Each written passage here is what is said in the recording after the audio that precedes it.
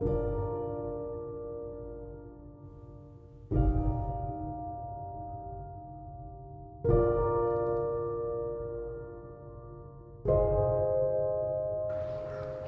স্বর্গস্থ পিতা, তোমার নাম পবিত্র বলিয়া মান্য হোক। তোমার রাজ্য আইসুক। তোমার ইচ্ছা স্বর্গে যেমন পৃথিবীতেও তেমনই সিদ্ধ হোক। আমাদের দৈনিক আহার আজ আমাদের দাও, আর আমাদের সকল অপরাধ ক্ষমা করো, আমরাও যেন আমাদের আপন আপন অপরাধীদের ক্ষমা করি। আর আমাদের পরীক্ষা নিও না, কিন্তু মন্দ হইতে রক্ষা করো, কারণ রাজ্য, পরাক্রম, মহিমা যুগে যুগে তোমারই।